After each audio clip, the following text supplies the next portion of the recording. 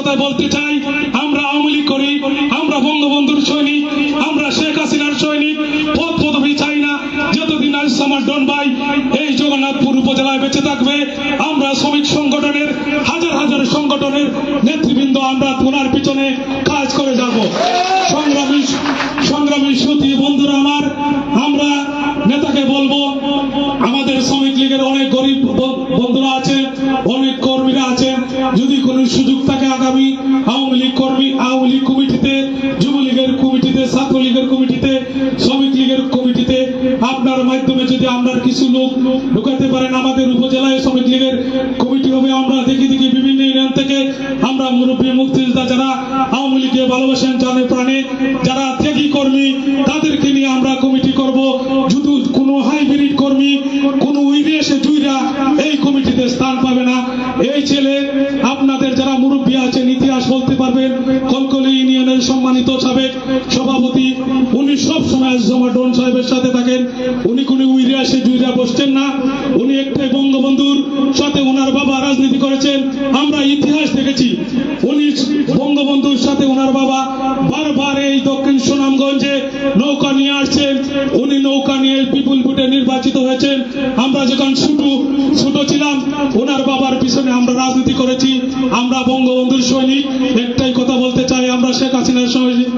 আগামী দিনে এই জননেত্রী শেখ হাসিনা ইনশাল্লাহ উনি যদি বেঁচে থাকেন, এই দক্ষিণ সুনামগঞ্জে ওনাকেই নৌকা দিবে, আমরা এই আশায় থাকি। এই মুহূর্তে বক্তব্য নিয়ে আসছেন আজকের অনুষ্ঠানের প্রধান অতিথি, সকলের পরিচিত মুখ, বাংলাদেশ আওয়ামী লীগ কার্যকমিটির সম্মানিত সদস্য, আমার শ্রদ্ধাভাজন নেতা জনাব আইসামার ডন ভাই, আজকের বক্তব্য দেওয়ার জন্য অনুরোধ জানাচ্ছি।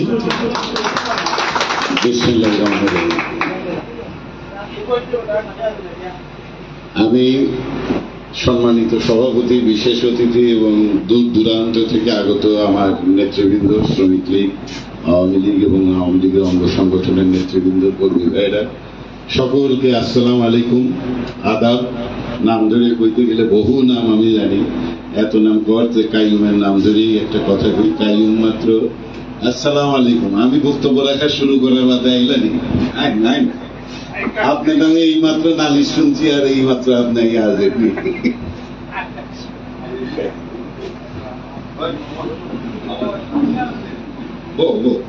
আমি তোমার নাম ধরে কইলাম যে তুমি একটা করছো বাকেরার 285, একটা কোন সময় করবে না, 286টাও করা লাগবে, কারণ এটা একটারে আর একটা কমপ্লিমেন্ট করে। 285 একটা কথা কইছে, সেইটারে আবার আর একটা অর্থটা করি, কোন সময় এই একটা শেষেরটা করতে হবে, কিন্তু 85 বললে 86 পড়া লাগবে। এটা আমার মতামত, ফতোয়া না। আমি ধর্ম সম্পর্কে এত গবেষণা করি না, তবে আমার কথা হলো 286 যদি বলো ঠিক আছে, কিন্তু 85 বললে 86 বলা লাগবে। আর একটা কথা আমি বুঝছি না, এটা আমি জাহিরুদ্দিন আমি কইছি যে কি সুযোগ সুবিধা কি করা লাগবে, অ্যাপ্লিকেশন দিয়ে জেলা কমিটির মাধ্যমে, জেলা শ্রমিক লীগের মাধ্যমে আমার কাছে পাঠাইলে অবশ্যই করবেন। এটা আমার দায়িত্ব, এটা আমার দায়িত্বের মধ্যে। আর আমি আজকে আইছি মূলত শ্রমিক দিবস উপলক্ষে জাহিরুদ্দিন একটা অনুষ্ঠান করে। আমি মনে করি নেত্রীর নির্দেশ দেওয়া আছে যে যার এলাকায় যেয়ে এলাকা সংগঠিত কর, এলাকায় ঐক্যবদ্ধ করো। আমি আমার মামুরে জানাইছি, মামু ঐক্যবদ্ধ হওয়া লাগবে, কে কি করলো কে কি করলো এদিকে তাকাই না। যারা ঐক্যবদ্ধ হইবার লাগে দেন না, বড় দলে মন কষাকষি থাকে, এত কর্মী এত মানুষ, একটু মন কষাকষি থাকে, কিন্তু তার মানে এই না যে আমরা নেতৃত্বের বাইরে, আমরা বঙ্গবন্ধুর আদর্শের বাইরে। আমরা অবশ্যই বঙ্গবন্ধুর আদর্শে বিশ্বাস করি। আমরা বিশ্বাস করি দেখেই আমরা নেত্রীর পতাকা তলে ঐক্যবদ্ধ হয়েছি, এবং এই ঐক্যবদ্ধ অবস্থায় আছি বলেই বাংলাদেশ আজকে এই অবস্থায় এসেছে। বঙ্গবন্ধু যখন ক্ষমতা হাতে নিয়েছিলেন 1971 সালে, 72 সালে, বাংলাদেশে কি আছে? আপনারা যারা বয়স হয়েছে তারা বুঝবা, বাংলাদেশে কিচ্ছু আছে না, তলাবিহীন ঝুড়ি খালি না, তলাই আছে না, তার লগে যাই ডালবা যাই কি কিসিঞ্জারে হয়ে গেছে বাংলাদেশ একটা তলাবিহীন ঝুড়ি। সেই কিসিঞ্জারি এখন কইছে আমারে বিস্ময় হতে করে দিচ্ছে শেখ হাসিনা। কিন্তু বঙ্গবন্ধু যেটা করে গেছেন, সকলে কয় খালি বঙ্গবন্ধুর স্বপ্ন, কিন্তু বঙ্গবন্ধু কি করে গেছেন? ব্রিজ নাই, রাস্তা নাই, কালভার্ট নাই, কিচ্ছু নাই, সব গেছে। কিন্তু আমরা এই যে আজকাল যে দুই একজন আছে খালি বড় বড় কথা কয় যে আমরা রিজার্ভ করেন। বঙ্গবন্ধুর সময় রিজার্ভ কয় টাকা আছে? 0 টাকা। মাথা পিছু কি আছে? কিচ্ছু আছে না, কারণ কোনো কর্মই আসিল না। সেইখান থেকে বঙ্গবন্ধু $256 নিয়ে গেছে। $256 থেকে জিয়াউর রহমান সাহেব $1 বাড়াইতে পারছে না, আরো পারলে $5-6 কমছে। এর বাদে বাড়তে বাড়তে কিছুদিন মিছিল গিয়ে নেত্রী আইবার বাদে ধুমাধুম বাড়া শুরু করছে। এখন তো আমরা প্রায় $3,700 কাছাকাছি গেছি কি মাথা পিছু। এখন আমরা আগে বুঝা লাগবো যে মূলত আমরা কইতে যারা আমরা এখানে উপস্থিত আছি, আমি বিশ্বাস করি যে আপনারা সকলে আমার বক্তব্যের লগে একমত যে আমরা বঙ্গবন্ধুর আদর্শের সৈনিক, আমরা নেত্রীর নেতৃত্বের সৈনিক। আমরা যদি বুঝি তাইলে মানুষের এই জিজ্ঞাই পাই যে বাবা তোমরা ইতিহাস জানোনি। 75 সালে বঙ্গবন্ধুরে যারা হত্যা করছিল তার প্রধান কে আছিল? খন্দকার মোশতাক তো শোপিস। মূল ষড়যন্ত্রকারী আছিল জিয়াউর রহমান। এই জিয়াউর রহমান 2.5 বছর কারফিউ দিয়ে দেশ শাসন করছে। তারা গণতন্ত্র, তারা যদি গণতন্ত্রের কথা কয় শিখেই দিবা, তোমরা কি গণতন্ত্র শিখাইবা? আমরা তোমরা সেই দল যেই দল রাষ্ট্রপতির ইলেকশন করছে রাষ্ট্রপতি থাকা অবস্থায় এবং সেনাপ্রধান থাকা অবস্থায়। হানাগর তো পরে আইছে, আগে হানাগর দিয়েছে। কিন্তু সবচেয়ে বড় কথা সংবিধান লঙ্ঘন করছে সে সেনাপ্রধান, মানে সেনাপ্রধানের পোশাক পরিয়ে সে সংবিধান লঙ্ঘন করিয়ে সে রাষ্ট্রপতি ইলেকশন করছে। তারা সংবিধানের কথা শিখায়, তারা গণতন্ত্র শিখায়। হানা ভোট দিয়ে 99% ভোট দিছে। 99% ভোট জীবনে কাস্ট হইতে পারেনি, তারা কাস্ট করছে। শুকাইছে না, বহু শুকিয়ে গেছে। তো এই যারা গণতন্ত্রে যারা এই শিক্ষা নিছে, যারা এখন পর্যন্ত তারা 500 কত সদস্য বিশিষ্ট একটা কেন্দ্রীয় কমিটি করছে মনে 20 বছর আগে। 10 বছরের মধ্যে তারা কোনো একটা কেন্দ্রীয় কমিটির সভা করতে পারছে না। আমরা প্রতি 2 মাসে করি। আমরা গঠনতন্ত্র মানি, আমরা গণতন্ত্র মানি, আমরা দলে গণতন্ত্র চর্চা আসছে, আমরা গণতন্ত্র প্রতিষ্ঠা করছি, আমরা বাংলাদেশের স্বাধীনতা আনছি। আমরা কারো কাছ থেকে শিক্ষা নেওয়া লাগতো না। তারা যাইয়া ইলেকশনের আগে তারা মন কষাকষি একটু চেষ্টা করছে, বিদেশের কাছে যাইয়া ধর্ণা দিছে, এই দেশ আর সেই দেশ নাই, বিদেশিরা কইব আর এখানে নড়াচড়া করবো, এই দেশ এখন শক্তিশালী অর্থনীতির উপর প্রতিষ্ঠিত। আমরা স্বল্পোন্নত দেশ থেকে উন্নয়নশীল দেশে উন্নতি হয়েছি এবং ইনশাল্লাহ 32 সালের মধ্যে আমরা মধ্যমায় মানে মালয়েশিয়ার পর্যায়ে যাইব। ইনশাল্লাহ মালয়েশিয়ার লোকজন পারলে আমরা এখানে আসব। আর নেত্রী নিজের মুখে ঘোষণা দিছে 41 সালের মধ্যে আমরা উন্নত বিশ্ব। আমি মনে করি নেত্রীর ঘোষণা অলরেডি বাস্তবায়িত। অন্তত জগন্নাথপুরে দাঁড়াইয়া আমি এটা কইতাম পারি, কারণ আমরা এখানে প্রবাসী অনেক আছে, একটু খোঁজ নিলেই জানা যাইব জার্মানিতে মানুষজন কেমন আছে, ইতালিতে মানুষজন কেমন আছে, স্পেনে মানুষজন কেমন আছে, পর্তুগালে কেমন আছে, আর আমরা কেমন আছি। আগে হলো আমরা কি ছিলাম 72 সালে, আমরা কি ছিলাম 80 সালে, আমরা কি ছিলাম 90 সালে। 90 সালেও ওই মঙ্গা রংপুরে খানি নাই, মানুষ একবেলা খাইয়ে কাটাইছে, খালি গায়ে ঘুরছে, পায়ে জুতা নাই। এখন আমরা দেখান তো কয়জন পায়ে জুতা ছাড়া ঘুরে, কয়জন খালি গায়ে ঘুরে। আমরা খালি কইবা যে অমুকে খালি গায়ে ঘুরে, তার জামা পৌঁছাইব ইনশাল্লাহ। এটা নেত্রীর নির্দেশ।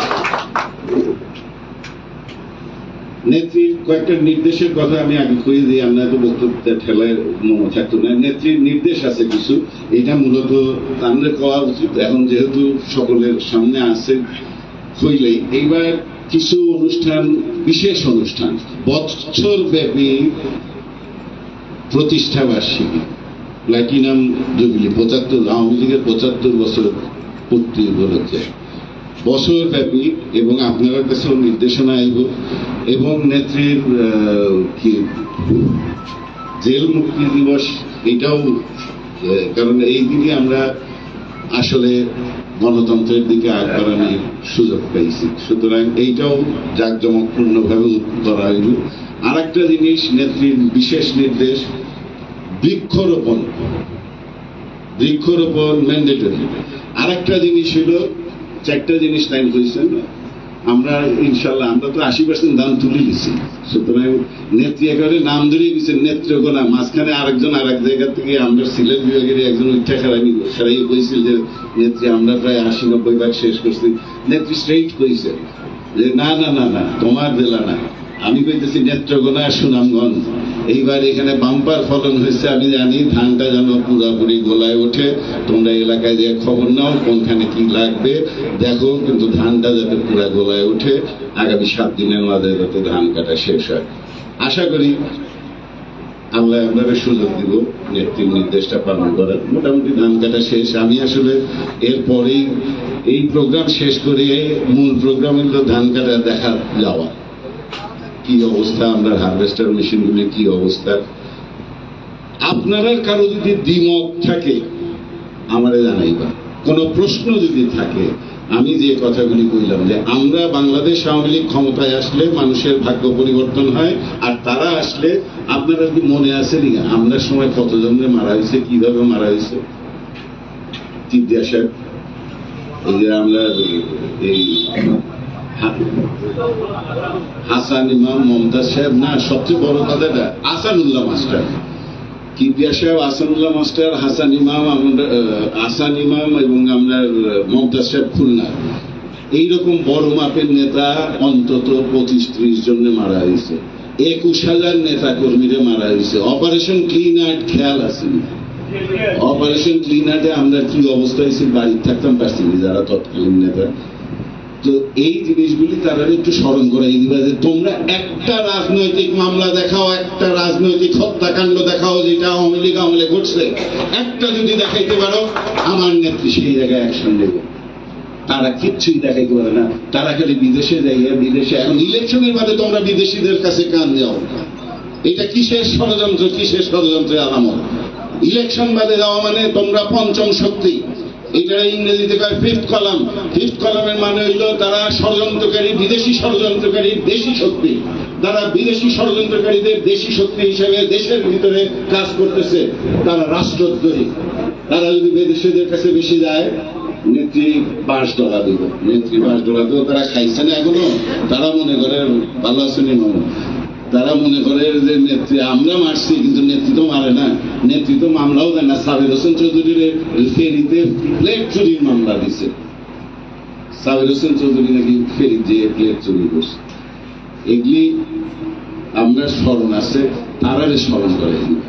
আর যারা যুব সমাজের ছেলেপেলে বাচ্চারা আছে যারা কিছুই জানে না, যারা মনে করে যে এই মোবাইলে তো সারা জীবনই ইন্টারনেট আসিল, আমি তো সারা জীবনই ইন্টারনেট পাইছি, সারা জীবনই মনে এইরকম আসিল না, এইরকম আসিল না। দেশটা অন্যরকম আসিল। বঙ্গবন্ধুর স্বপ্ন বাস্তবায়ন করার তাগিদে বঙ্গবন্ধু যদি জীবিত থাকতো, বঙ্গবন্ধুর যে উন্নয়নের ধারা সূচিত করছিল 3.5 বছরে দেশের ভাঙাচোরা দেশে যে জায়গায় নিয়ে পৌঁছাইছিল, সেটার ধারাবাহিকতা যদি বজায় থাকতো, তাইলে আজকে দেশ কোন জায়গায় যেত সেইটা আমরা প্রমাণ করার সময় হয়েছে। সেইটা প্রমাণ করবার লাগে নেত্রী যা করার দরকার হয় করতেছে। সেই জায়গা থেকে আমরা দেশ দেখতেছি, তোমরার মতো চুরি জামারি করার দেশ দেখতেছি না। আপনারা আমরা পরবর্তী যে জেনারেশনটা, এই জেনারেশনটারে এই কথাগুলি একটু কইবা। এই কথাগুলি না হইলে পরবর্তী জেনারেশনের লগে আমরা একটা গ্যাপ তৈরি হইব। বাংলাদেশ আওয়ামী লীগ স্বাধীনতা আনছে, বাংলাদেশ আওয়ামী লীগ গণতন্ত্র আনছে, বাংলাদেশ আওয়ামী লীগ স্বাধীনতা রক্ষা করতেছে। বাংলাদেশ আওয়ামী লীগরা এখন দেশে যে জায়গায় নিছে সেই জায়গা থেকে বাংলাদেশে অনেক উঁচা থেকে উঁচায় দেখা লাগে। 25টা দেশের অর্থনীতির মধ্যে আমরা একটা। কোনখানে ছিলাম, তলাবিহীন ঝুলি নাকি। শ্রমিকদের বিষয়ে আসলে কইবার কিছু নেই। নেত্রী গার্মেন্ট শ্রমিকরা দাবি করার আগে 800 টাকার থেকে পয়লা আবার ক্ষমতায় 3000, তার মধ্যে 8000, এর বাদে দাবি করার আগেই 13,550 টাকা ন্যূনতম মজুরি। দাবিও করা লাগে না। আমেরিকার মতো জায়গায় 1886 সালে দাবি করার কারণে মাত্র 12 ঘন্টা থেকে 8 ঘন্টা কর্ম সময় নামাইবার লাগি তারা গুলিতে জান দিছে, বোমায় জান দিছে, জেলে গেছে, শুনছেন একটু আগে ইতিহাস। অথচ আমার নেত্রী চাইবার আগেই সপ্তাহ জেলায়। আমার নেত্রী যদি 17 কোটি মানুষ আমরা ঐক্যবদ্ধ হই, 34 কোটি হাত যদি ঐক্যবদ্ধ হয় নেত্রীর পিছনে, ইনশাল্লাহ বাংলাদেশকে চোখ রাঙিয়ে কথা বলার মতো পৃথিবীতে কোনো শক্তি থাকবে না। এবং সেই দিন আর বেশি দূরে নেই। অলরেডি কেউ চোখ রাঙাইতে পারে না। আমেরিকার আরো কিছু দেশ তো চোখ রাঙাইছিল ইলেকশনের আগে, স্যাংশন দিব, হ্যান করবো, ত্যান করবো। এখন তারারে স্যাংশন দিতাম নিয়ে আমরা এই চিন্তাও করে নিচ্ছি যে তারারে কোন কোন খাতে স্যাংশন দেওয়া যায়। তারা আমার 2 বাংলাদেশি হত্যা করছে, আপনারা জানেন 3-4 দিন আগে। এইটার বিষয়ে আমরা উত্তর চাইতেছি যে কেন এরকম হত্যাকাণ্ড চলতেছে, কেন ঘরের ভিতরে ঢুকে মারা হইতেছে, কেন শুধুমাত্র একটা অস্ত্র দিয়ে হাতে নিয়ে কইছেন যে আমার এই পুরানো অস্ত্রটা জং ধরে গেছে, আমি পরিষ্কার করতেছি, আমার প্রেসিডেন্ট বাইডেন আসতেছে, তার বাড়ি ঢুকে গুলি করে মারছে। আমার নেতৃত্ব তো যা তা হইতেছে, আমার পুলিশ তো তা করে না। আমরা পুলিশে তো তারা রাস্তাঘাটে পিটাইয়ে মারছে, আমরা পুলিশ তো তার বিরুদ্ধে কোনো অ্যাকশন নেন না। তারা কিছু পাওয়া যায় না, তার আগে ঘাড়ে ঘুরে পাড়া দিয়ে মানুষ মারিলায়। আমরা মানবিকতা, মানবতার শিক্ষা দেওয়া, গণতন্ত্রের শিক্ষা দেওয়া আওয়ামী লীগের লাগতো না। খালি আমরা যদি ঐক্যবদ্ধ থাকি, ঐক্যবদ্ধ অবস্থানের বিকল্প নাই।